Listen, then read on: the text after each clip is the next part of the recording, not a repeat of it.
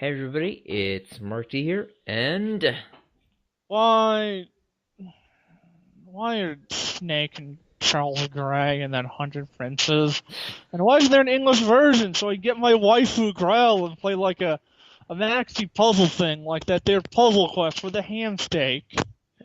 because I don't know, I'm not the one that sets these game I rules. want, I want fucking translate. I want a game where I can have Grell on it, which I already have at least one of, which is Fire Pro Wrestling World, where I made Grell and she's beautiful in it. And I gave her some titties because, damn it, girl deserves some fucking titties. And Indeed, I have she the did. technology and the money to rebuild her with some titties and a vajou. Anyways, we're here to review part How one. much time was wasted by me just grousing about Growl? About 57 seconds. You wasted 57 seconds. A minute of grousing about Growl. Oh, she's not Uh, even appears in this thing. It's just sad. we're here to talk about part one of the Book of Murder OVA of Black Butler, of course.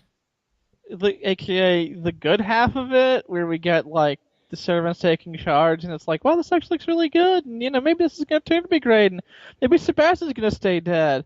Then the second one breaks it by revealing the killer and their motivations and having a kind of assy ending, and also Sebastian's alive still. Let's say this right now that if this was how it ended, like all of it, despite the stupid crap that happened within the last three episodes of season three, I would leave the show happy.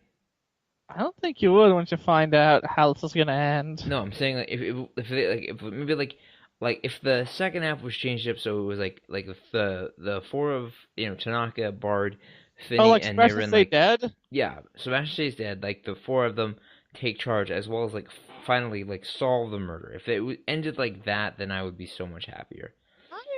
I'm gonna have to ask you that question again if you stand by it once we've been at the end of it. Well, we'll see what happens. That's up till not up till tomorrow though. But yeah, I've actually really enjoyed this first half. I didn't think I would, particularly because it's like 50 minutes, but we got Yeah. some really good character building with like the servants this time. Like, Yeah, again, I feel like the weakest part of Black Butler is, and I probably have a much higher opinion of it, if it didn't have the Black Butler himself. yeah, Sebastian is by far the lowest point. He's the least interesting character. He's basically one of those I can do anything super awesome protagonist companions where like his entire gimmick is he's like the best at everything. yeah, But the thing that makes characters like that work is usually they go in more of a comedic route where they're comically good at things and do things in a very ridiculous kind of, like Jack Rackney. yeah, Where Jack Racken's super awesome, but when he does things, he does them in like the least practical and most over the top way because he can, yep. and also is really boisterous and likable. But the thing is, and like this is something I just realized when I was watching it in general. It's a very clear fact that Ciel has kind of this big barrier between him and the rest of his servants. Like he's not opened Because or the force. like he isn't opened or ready to interact with them at least on like a more personal level than he is with Sebastian. Uh, and I guess the only reason I'm assuming that is because Sebastian saved his life essentially. Um, of course you trust someone that will basically do anything you say and saved your life from a very very very bad situation.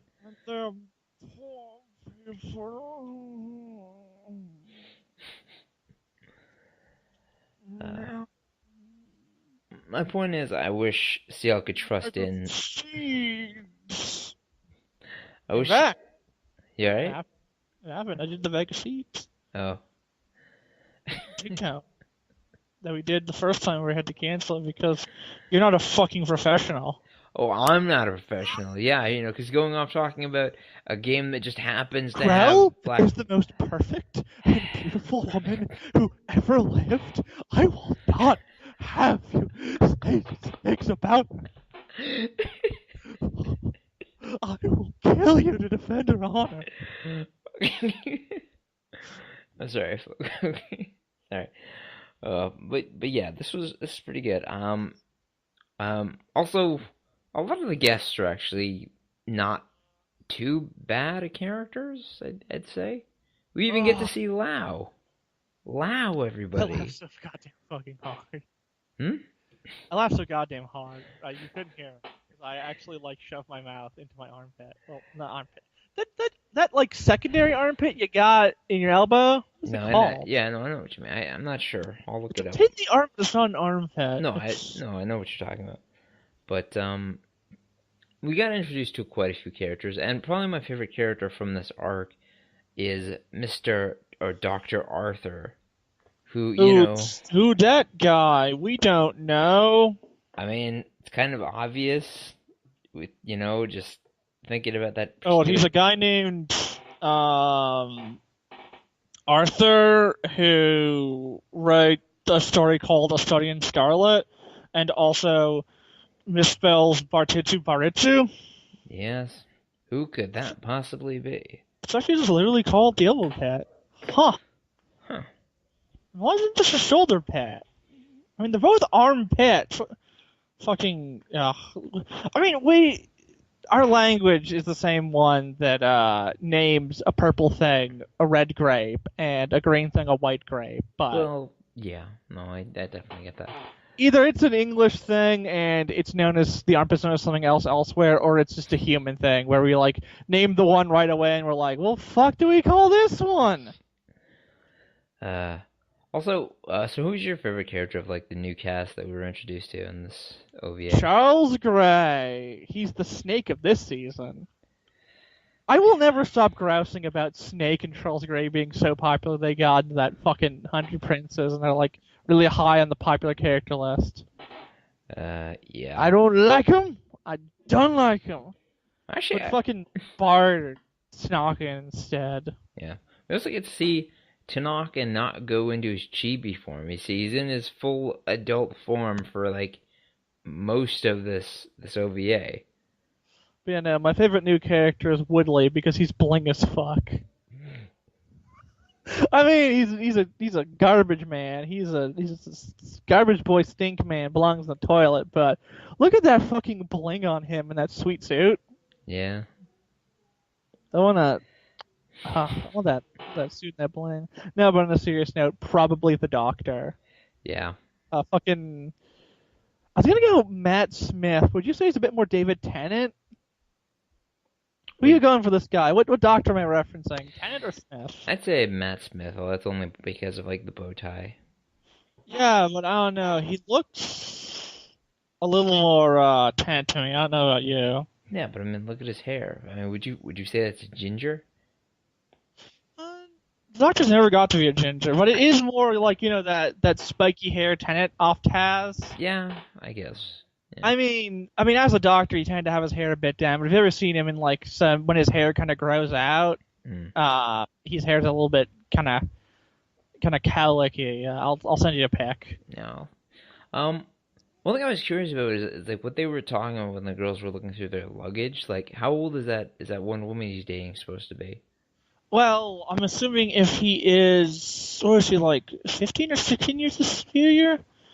So he'd likely be, I don't believe he's a real guy, so he'd probably be within his, probably mid to late 20s considered. Actually, he could be a prodigy, but I'm still going probably mid 20s. Yeah.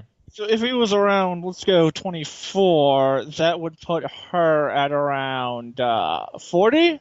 Damn.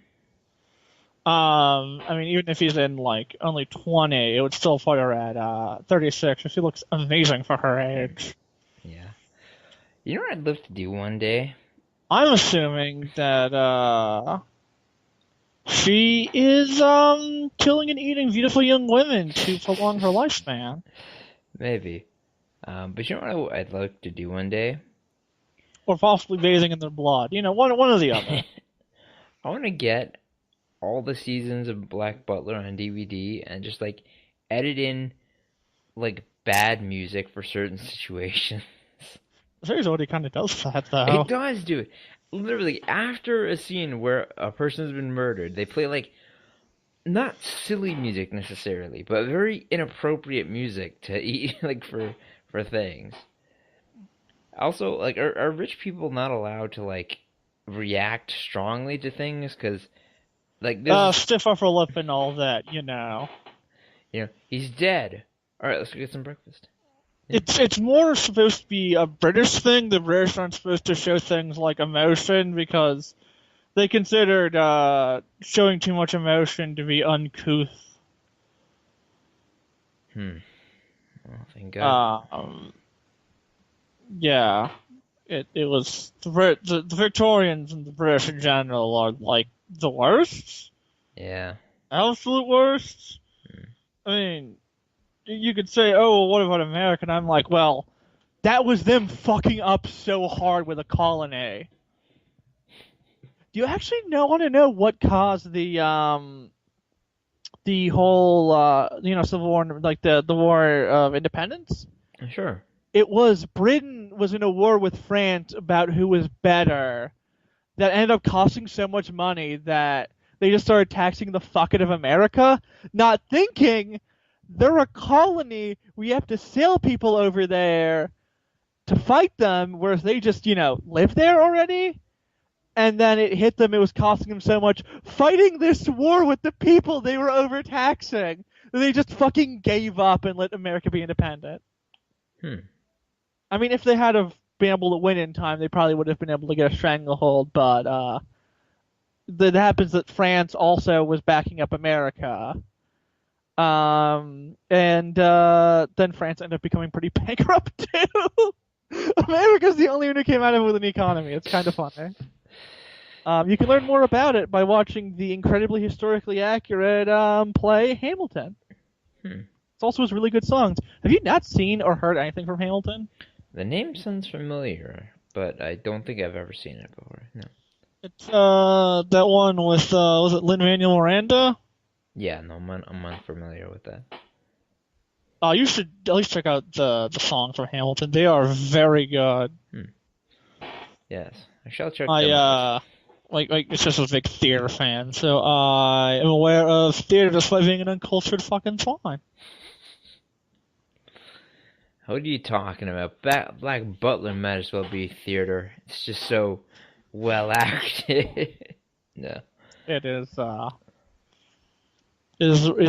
got the writing talent of the writers of Love Will Never Dies.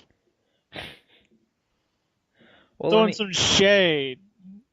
I mean, we have talked nothing about the actual thing, have I? Well, we've talked a bit about it, yeah. But I'm just like bitching about. I love bringing up Love Never Dies to my sister.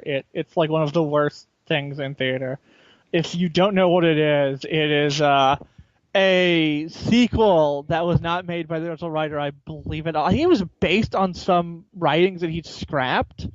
There's a sequel to Phantom of the Opera where Rel becomes a complete drunk bastard, dies, and then her and the Phantom get together because it turns out the Phantom lived and is like the father of her child. It is not fondly remembered except for the fact that Ramin Karimloo was the original Phantom for Love Never Dies, and he is now considered one of the greatest performers to perform the Phantom because due to his performance in that, they actually didn't be the Phantom in later plays of the actual Phantom of the Opera. And he is also, in fact, the father in the brief moments you see him in the Gerard Butler Phantom of the Opera movie. You only see him in like one portrait and a bit where I don't even think you see his face in some flashback. Yes, good information for our Black Butler podcast. Well, what do you want to talk about? How Sebastian was totally 100% murdered for real and is dead for good now? Yeah, definitely. He's he's dead for good now. We're not gonna see him Did you see his eyes? The man is gone. I mean, we all know the best way to kill a demon is to stab it with a fire poker. Those things are like their one weakness. Yeah, but still. Maybe it was silver. Ooh. Still, I really enjoyed this episode, and I'm looking forward to seeing how it all wraps up tomorrow. We shall see. We shall see. But seriously, the Soviet does have my favorite scene in the entire series, and it's good. I'm really liking it. But again, all good things have to come to an end, and we shall see that with Book of Murder Part Two So, who do tomorrow. you think is going to turn to be the killer? I don't know. We saw a few people. Like in a couple of scenes, we saw like one guy coming up behind Sebastian, and he doesn't look like the guy that they had just captured. So I'm assuming there's either someone's just playing the role of a victim, or something else is going on, and I'm quite curious to see what that is. Well, you want to know who my theory is? Sure, go ahead. And The ancient Egyptian god Set is angry about the English defiling his land and his people. What? I sort of get if that was true. It could be Set. It could be Set, the ancient Egyptian, god of evil and such. Yes, indeed, it could be. But yeah, good episode, good characters introduced, and we'll see the finale tomorrow. You have any last words, AJ? The real question is my set just a complete off joke that means nothing in the grand scheme of things, or is it a clever hint at who the killer is? You decide. Thanks. 'Cause I don't fucking know at all. I don't even know who the fuck. I only know Set from like cartoons where we don't really know much about ancient Egyptian. Or don't know about him killing his brother. Watching boxes, the Nubis thing. None of it. Good night, everybody.